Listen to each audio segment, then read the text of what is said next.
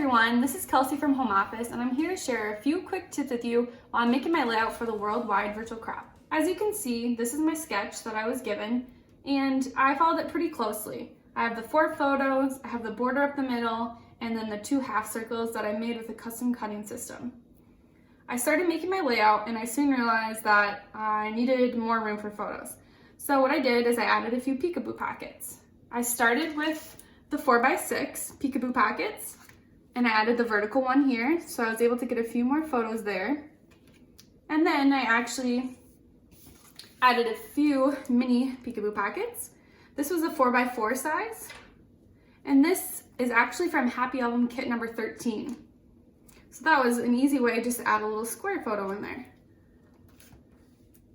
Well, I soon realized that this still wasn't enough room. This is my puppy Mauer, and this is about months 3 through 6, so I still needed even more room. So what I did is I decided to make a second page. So I took this same sketch and I made it a second time. I used the half circles and I used the 4 photos. But I decided just to rotate it.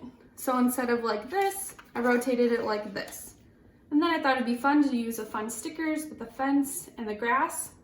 And again, I'm gonna use a few peekaboo pockets. So this is about how I'll put it together. Peekaboo pockets are really easy to use. All you have to do, there's a little strip on the back. You just peel it off, and then you fold it back, and then you just place it where you want it. So I'm gonna put it here, and then you're able to flip it. So I'll do the same with that one there.